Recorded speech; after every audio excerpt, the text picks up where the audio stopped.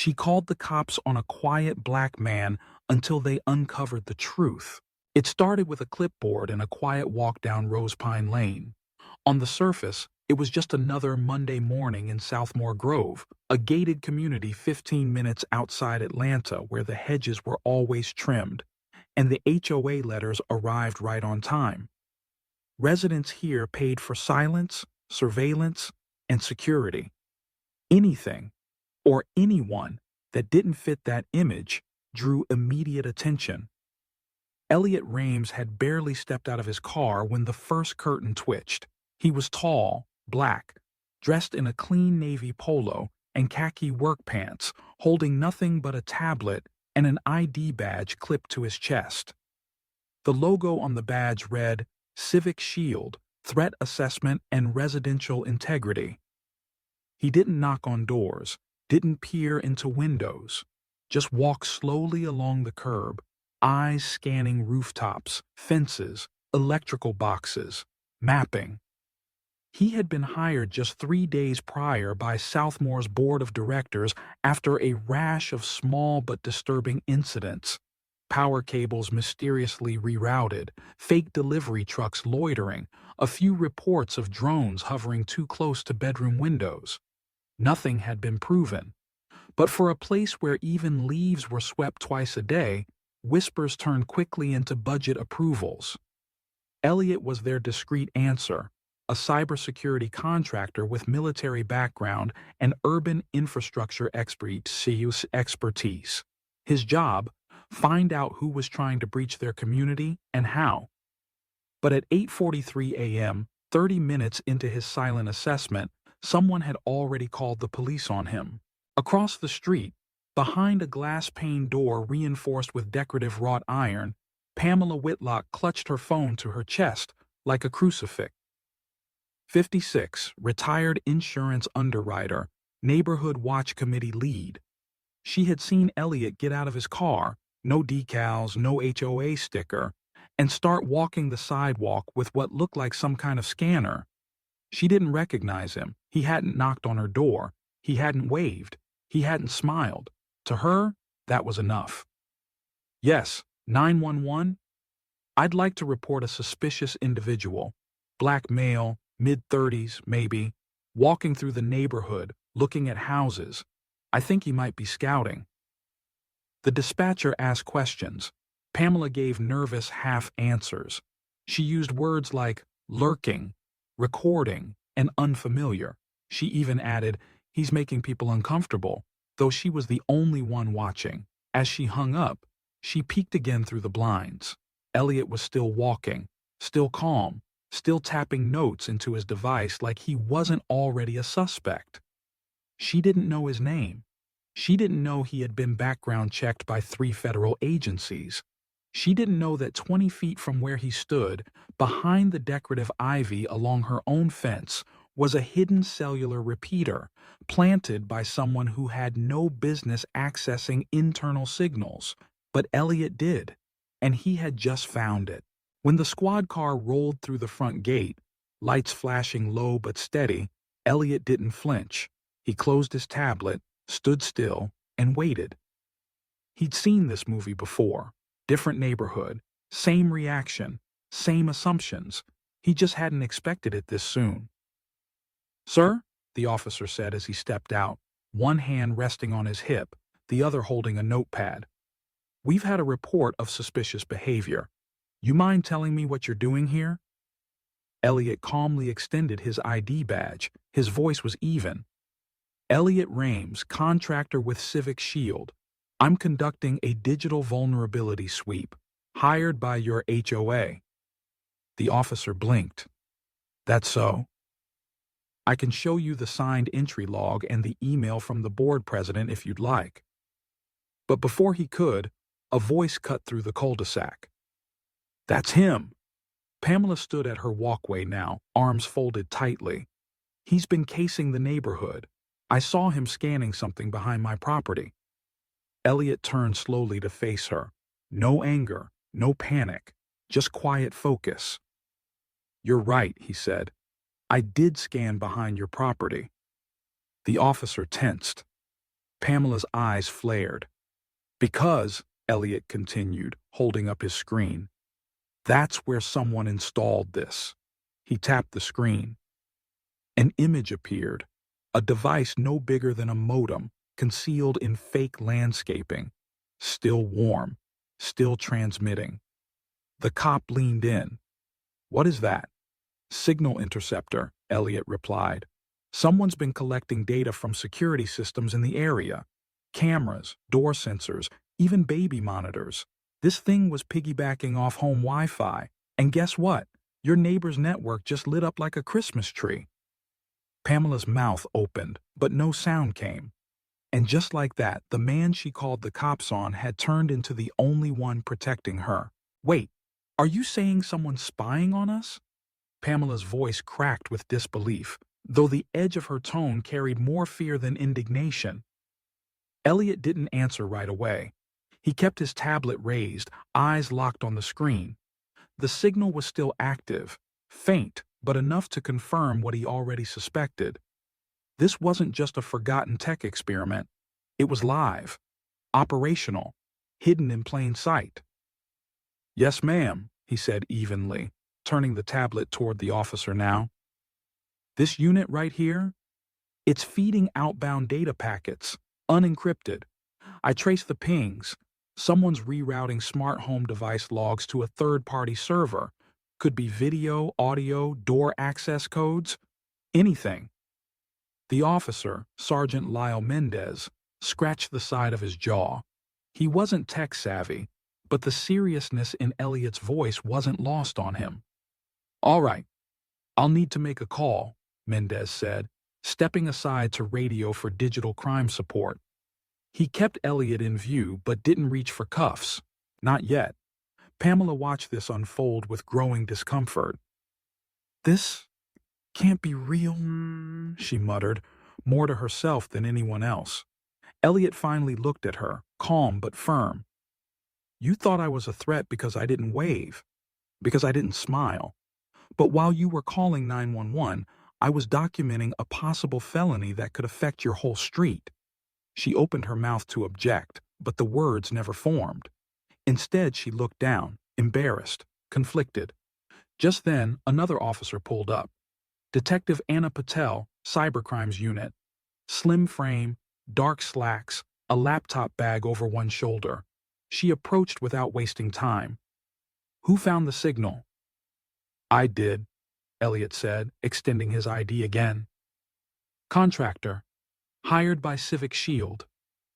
Patel nodded once, pulled out her laptop, and knelt next to the device Eliot had marked. She peeled away a few decorative ivy strands and located the source, a small black unit lodged inside a fake irrigation box, wired into ground power. Whoever installed this knew what they were doing, she muttered. Signal spoofing, port mirroring, this is pro-grade. Pamela looked between the officers. Are you saying someone from outside the neighborhood snuck in and did this? Eliot didn't blink. I'm saying someone inside likely did. There was a silence, long, brittle, suspicious. Across the street, garage doors creaked open. A man in jogging clothes peeked out, phone in hand. A woman 3 houses down stepped onto her porch. Someone had noticed the patrol cars and flashing lights, and with that, the whispers began. Sergeant Mendez leaned into his radio again.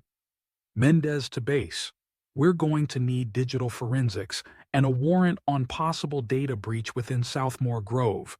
Resident contractor has eyes on a signal trap device. Confirmed outbound traffic. Patel turned to Eliot. Do you have more? Eliot gave a single nod and walked to his car. From the trunk he pulled a small briefcase. Inside, a sleek black tablet with antenna extensions, military grade.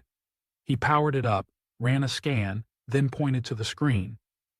There are 3 more signals just like this, all planted within a 5-house radius. Slight frequency variations, but same signature.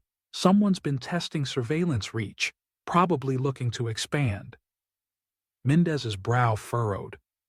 Any idea where it's going? Eliot nodded slowly. Not yet, but we can narrow it. Pamela suddenly looked pale. Wait, are you saying my devices, my cameras? Eliot answered without judgment. If you've ever connected a smart system without changing the factory password, then yes, your devices could have been compromised. This isn't random, it's strategic. The person who did this knows this neighborhood, its layout, its routines. Pamela sat down hard on the nearest curb. For once, she had nothing to say.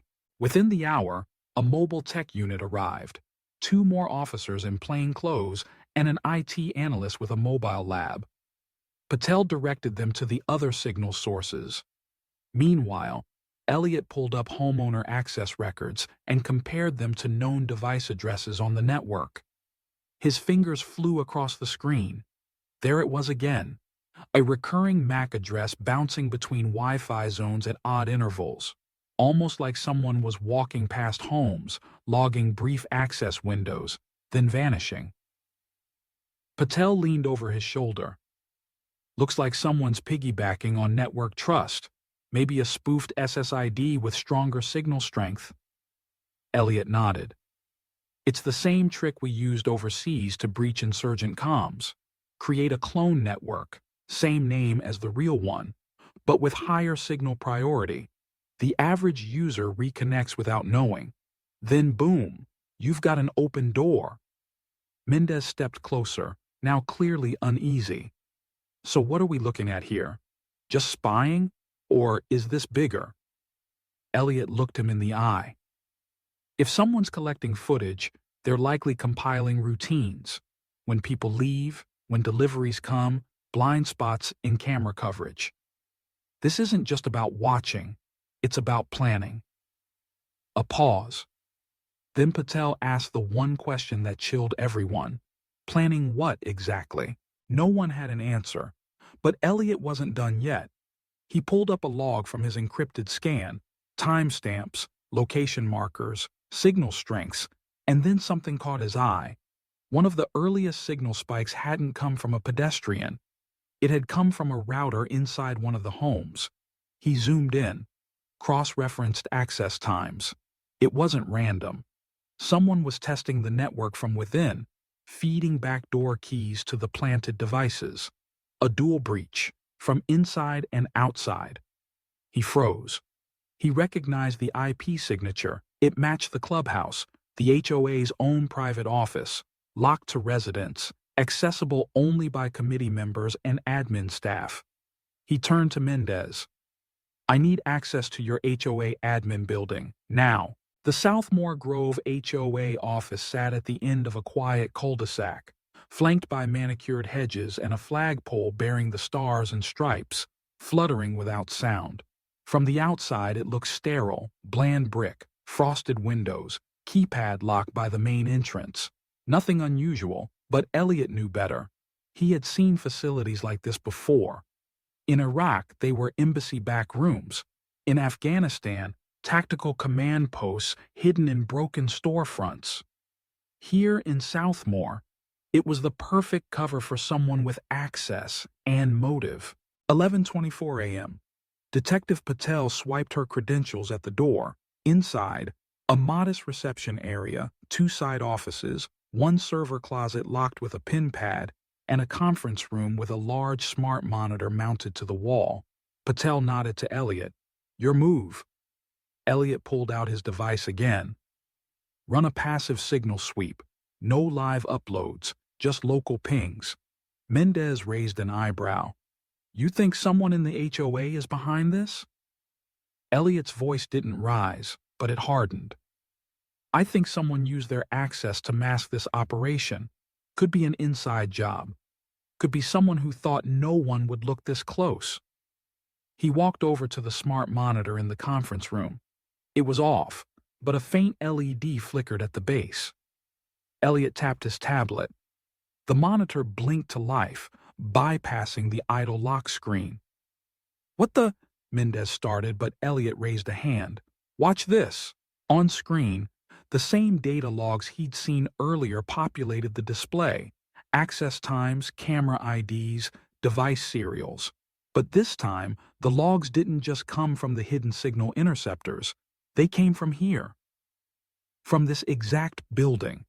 Patel moved forward. How long has this been active? Eliot clicked a timestamp. First log, 2 months ago, right when the HOA approved my hiring. Mendez folded his arms. So they brought you in after the breach had already started?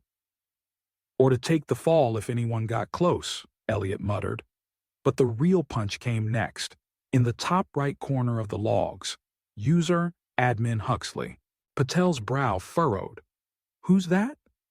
Pamela, who had reluctantly followed them into the room, spoke for the first time in 15 minutes. Derek Huxley, board president. Patel turned to her. And he approved the security audit? Pamela nodded slowly. He said it was necessary, that he was concerned about our safety. He even pushed it through the budget vote. Eliot zoomed in on the logs again. Some entries bore GPS stamps inside individual homes. Even for a board member, that kind of access was excessive. Then, something more chilling appeared. Live camera feeds, living rooms, bedrooms, driveways. No hacking now, just watching. Jesus Christ, Mendez whispered. Patel spun around. We need Huxley, now. 12:05 p.m. They didn't have to go far. Huxley's black SUV pulled into the HOA parking lot as if summoned by fate or arrogance. Late 40s, tan suit, Bluetooth earpiece, the confident stride of a man used to having the final say. He froze when he saw the patrol cars. Then he saw Eliot, and he paled. Mr. Huxley, Patel said, stepping into his path. He blinked. Can I help you? We have a few questions about your network infrastructure access. Please step inside. I'm in the middle of a call, he said, lifting his phone. We're not asking, Mendez cut in. The earpiece came off. In the conference room, Huxley's mask began to crack under the fluorescent lights. At first, denial. That system was installed before my tenure. I've never touched anything. All I did was approve the contractor. Then, deflection. If there's a breach, maybe it was him, Huxley said, pointing toward Eliot. You said he has tech. Maybe this is his way of gaining more access. But when Eliot turned the screen toward him, showing the admin credentials linked directly to Huxley's board login, he stopped talking. This isn't just careless, Patel said. This is surveillance abuse, unauthorized access to private residences. Federal lines get crossed fast. Huxley's lips parted, but no sound came. Mendez stepped forward. We can take this to the precinct or you can start talking here. There was a beat. Then, it wasn't me alone. Everyone turned. Huxley rubbed the back of his neck, eyes down. There was pressure from someone else, a developer, real estate firm called Navexon Capital. They wanted detailed data on the neighborhood, foot traffic, resident routines, even package theft frequency. Said it would help them gauge investment for a new smart subdivision. And you agreed? Patel asked. I didn't know it would go this far, Huxley snapped. I thought we were just collecting metadata, nothing personal, but they installed hardware without telling me, and then I couldn't stop it. Eliot stepped closer. So you knew and stayed quiet. Huxley met his gaze. I was trying to protect the neighborhood. Eliot shook his head. No, you were protecting your image. Outside, word had begun to spread. Residents stood in clusters on driveways, whispering. Pamela walked out onto the steps of the office, this time not with suspicion, but with shame. When she looked at Eliot, she didn't see a stranger anymore. She saw the only one who hadn't flinched. Back inside, Patel made the call. Patel to dispatch, I need 2 units to detain Derek Huxley on suspicion of unlawful surveillance and digital fraud. We're also requesting federal support for follow-up with the real estate firm in question. Huxley sank into a chair, shoulders collapsing. Eliot didn't say another word. He just watched. Not with glee, not even relief, just exhaustion. Because once again, someone like him had to prove he belonged, not by showing up, but by exposing what no one else dared look at. 2:17 p.m. News traveled faster than Wi-Fi. Even without social media posts or public announcements, the residents of Southmore Grove began texting, calling, whispering on sidewalks. No one watered their lawns mindlessly or checked their phones with the same detachment anymore. They looked at Eliot Rhames, the man they had doubted that morning, as someone who had done what no one dared to for an entire year. He made them see. At the Southmore Community Center, typically a venue for BBQ parties and HOA meetings, a special emergency assembly had been called. No lemonade, no hydrangea arrangements, just rows of white plastic chairs and heavy, uncertain eyes. Eliot didn't sit. He stood beside a large screen connected to his laptop. What appeared wasn't a network blueprint but a simple data flow map, with names of individual households affected. The room fell silent. "This," Eliot began, "is where the data was collected. Security cameras, motion sensors, microphones embedded in smart home devices. And this," he gestured to another node, "is where it was sent, to a server inside the HOA office, then relayed to Navexon Capital's network." A man raised his hand. "You're saying they were spying on us to sell real estate?" "Not just that," Eliot replied. "They were building behavioral profiles. When you go to work, pick up your kids, leave your garage open. That kind of data has value to developers, insurance companies, even criminals." A ripple of murmurs spread like a crack through glass. A middle-aged woman stood up. "My daughter changes in a room with a camera. Are you telling me?"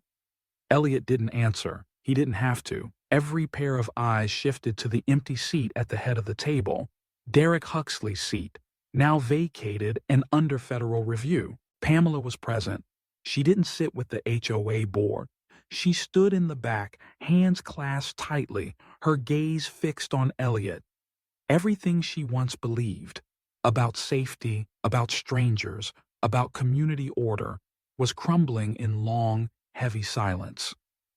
When it was her turn to speak, she didn't deflect, she didn't justify. "I'm the one who called the police on Eliot that morning," her voice shook. "I had no proof, just a feeling. And I was wrong." All heads turned. "I thought I was doing the right thing," she continued, "but really I was just protecting my own prejudice. And the person who truly protected us was the one I distrusted." No one spoke for a long while. Eliot looked directly at her. "I don't need your apology," he said calmly, "but I hope what happened today makes people ask, how many times have we misjudged the right person?" An older man nodded slowly. A young girl whispered to her mother. Something had begun to shift, not through outrage, but through awareness. 3:42 p.m. The police sealed off the HOA office. All server logs were backed up for federal investigation. Navexon Capital's accounts were temporarily frozen. As Eliot stepped outside, a white boy, no older than 10, ran up to him. "Are you a protector?" Eliot crouched. "Why do you ask?" "Because you didn't yell or fight anyone. But everyone listened to you." Eliot smiled. "Sometimes," he said, "protecting people isn't about fighting. It's about seeing what others ignore." The boy nodded. "I want to do that when I grow up." Eliot placed a hand on his shoulder. "Then start by not judging people by how they look." Pamela stood nearby, quietly watching. She stepped forward and faced Eliot, not with shame this time, but sincerity. "I used to think silence meant safety," she said, "but today I learned silence can also be complicity." Eliot nodded, not to agree but to acknowledge the truth in her words. "As long as from today on you use your voice for the right things," he said, "then all of this was worth it." Part 5, Ending, Legacy and Social Message, 3 weeks later. Southmore Grove wasn't the same, not because the front gates had new security cameras or because the HOA had been disbanded. The biggest change was in how people looked at each other, not through suspicion, but with a new willingness to ask, "Have I truly understood this person?" Eliot Rhames was no longer there. His assignment had ended on a Thursday afternoon when he submitted his final report to the State Investigative Bureau and handed over all system access. He didn't wait for thanks. There was no farewell gathering. He simply drove away from Southmore the same way he arrived, quietly, on time, and without asking to be noticed. But what he left behind didn't fade quietly. On the iron gate at the entrance to the neighborhood, a small plaque had been mounted, proposed and installed by the residents themselves. Safe isn't what you see, safe is what you question. It wasn't flashy, it wasn't large, but everyone who passed through read it and remembered. Pamela Whitlock had changed the most. She resigned from the Neighborhood Watch Committee. No one asked her to. She chose to. Instead, she started hosting Saturday afternoon neighbor circles, a space for residents to share their stories, discuss technology, or simply talk about times they'd been misunderstood. At the first gathering, she stood before everyone and said, "I once called the police on a man because he didn't smile at me. But now I understand. The person who doesn't smile might be the only one protecting us."